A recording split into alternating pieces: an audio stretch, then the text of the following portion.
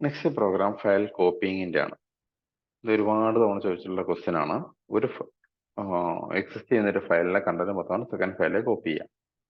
നമ്മൾ സാധാരണ ചെയ്യുന്നതല്ലേ, ഒരു ഫയലിനെ നമ്മൾ കമ്പ്യൂട്ടറിനകത്ത് കോപ്പി ഒക്കെ ചെയ്തല്ലേ. ഓക്കെ, അത് നമ്മൾ പ്രോഗ്രാം ഉപയോഗിച്ച് പ്രോഗ്രാം ഉപയോഗിച്ച് ചെയ്യുന്നത് മാത്രം. ഓക്കെ, അപ്പോൾ ഇവിടെ നമുക്കൊന്ന് ആലോചിക്കാം. ഫസ്റ്റ് ഫയലും ഉണ്ട്, സെക്കൻഡ് ഫയലും ഉണ്ട്. ഫസ്റ്റ് ഫയലിനാണ് എനിക്ക് ഇങ്ങോട്ട് കോപ്പി ചെയ്യേണ്ടത്, സെക്കൻഡ് ഫയലിലേക്ക് കോപ്പി ചെയ്യേണ്ടത്. അപ്പോൾ FP1 വേണം, FP2 വേണം. ഫസ്റ്റ് ഫയലിൽ കണ്ടന്റ് ഓൾറെഡി ഉണ്ട്, സെക്കൻഡ് ഫയൽ പുതിയതായിട്ട് നമ്മൾ ക്രിയേറ്റ് ചെയ്യാൻ പോവാണ്. ഓക്കെ, അപ്പം FP1 FP2 രണ്ടും പോയിന്റേഴ്സ് ആണ്, ഫയൽ പോയിന്റേഴ്സ് ആണ്. ഒറ്റ ക്യാരക്ടർ റീഡ് ചെയ്താൽ മതി. സോ ക്യാരക്ടർ ടൈപ്പിൽ ഒറ്റ വേരിയബിൾ മതി.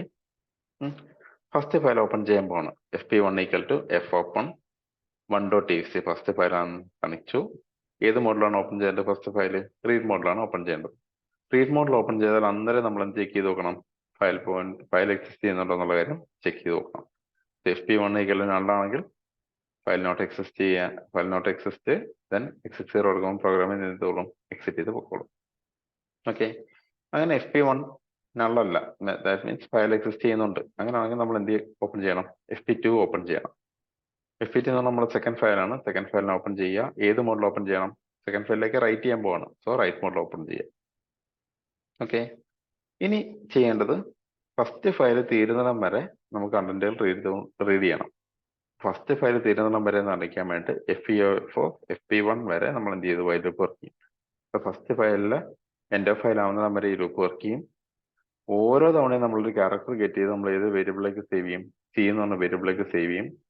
C എന്ന് പറഞ്ഞ വേരിയബിളിലേക്ക് സേവ് ചെയ്യും. എന്നിട്ട് fputc എന്തിനാണ് ഉപയോഗിക്കുന്നത്? ഫയലിലേക്ക് ഒരു ക്യാരക്ടർ റൈറ്റ് ചെയ്യാൻ വേണ്ടിയാണ് എന്ത് ഉപയോഗിക്കുന്നത്? fputc യൂസ് ചെയ്യുന്നത്. fputc C FP2. ഈ റീഡ് ചെയ്ത C യെ എങ്ങോട്ടേക്ക് റൈറ്റ് ചെയ്ത് വെക്കുക? FP2ലേക്ക് റൈറ്റ് ചെയ്യുക. അതായത് ഫസ്റ്റ് ക്യാരക്ടർ FP1 നിന്ന് റീഡ് ചെയ്യുന്നു, FP2ലേക്ക് റൈറ്റ് ചെയ്തു. അടുത്ത ക്യാരക്ടർ FP1 നിന്ന് റീഡ് ചെയ്യുന്നു, FP2ലേക്ക് റൈറ്റ് ചെയ്യുന്നു. ഈ ഓപ്പറേഷൻ എത്ര തവണ വർക്ക് ചെയ്തുകൊണ്ടിരിക്കും? ഫസ്റ്റ് ഫയൽ തീരുന്നിടം വരെ ഈ ഓപ്പറേഷൻ ചെയ്തുകൊണ്ടേയിരിക്കും. ഓക്കെ, ഈ ഫയൽ മൊത്തം കോപ്പി ചെയ്ത് കഴിയുമ്പോൾ നമ്മൾ എന്ത് ചെയ്യുന്നു? close FP1 ചെയ്യുന്നു, close FP2 ചെയ്യുന്നു. രണ്ട് ഫയലും ക്ലോസ് ചെയ്ത് കളയാം.